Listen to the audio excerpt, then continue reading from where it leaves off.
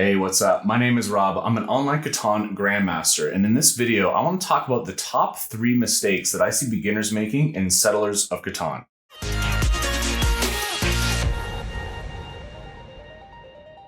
This is going to expand a little bit on my 3 tips that I gave on Instagram, which, by the way, you should totally follow us on Instagram. Now, I've been playing a ton of games online as well as over the board with family and friends. And I'm starting to see some common mistakes in all the games I've been playing. And look, I know I made a ton of mistakes when I first started playing. Here are the 3 biggest ones. The first one is valuing roads too much. I think people are valuing roads because when you get longest road, you get 2 extra points, which does in fact get you closer to 10.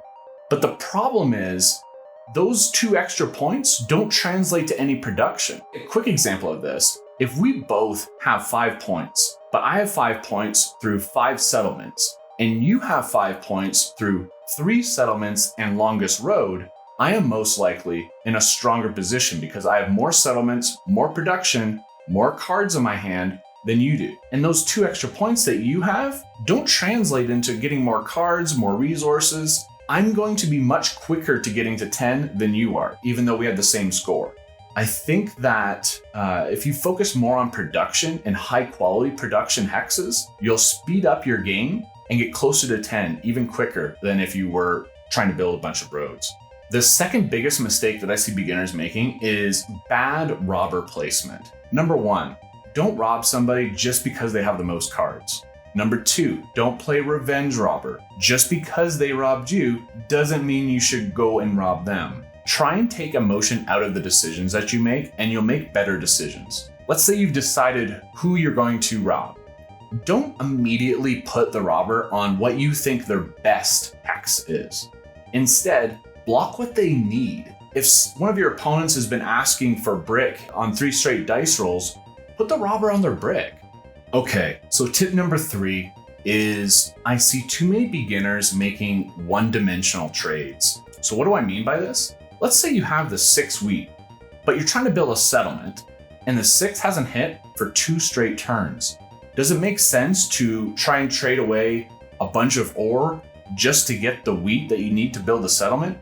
No, don't do that. Be patient.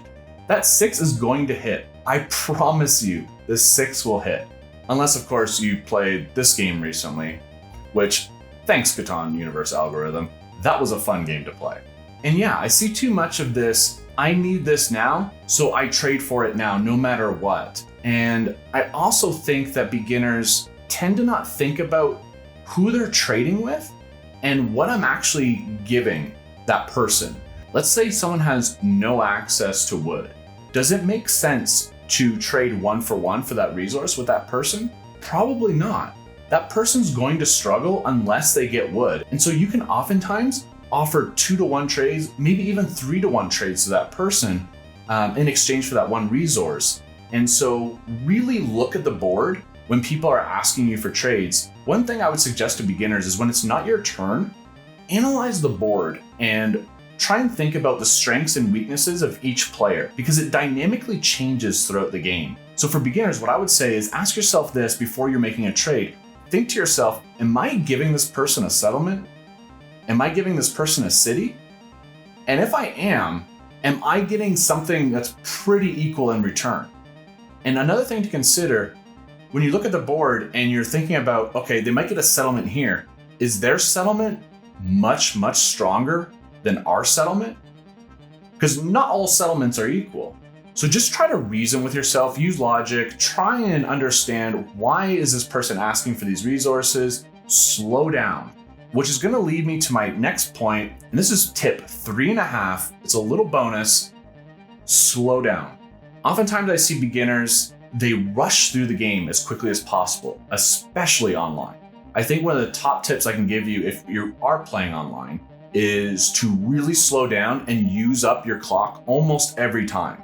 Really try and think about the position, try and think about what are some good trades I can offer, and then strategically think about what are the best strategical ideas that I can use to help me win the game and slow down my opponents. And that's it for this edition of Quick Tips and Tricks. And feel free to leave a comment below to some common mistakes that you see beginners making, or even what mistakes you made when you first started playing. I know I made a ton of mistakes when I first started playing. Be sure to hit that like and subscribe button and check out our next video.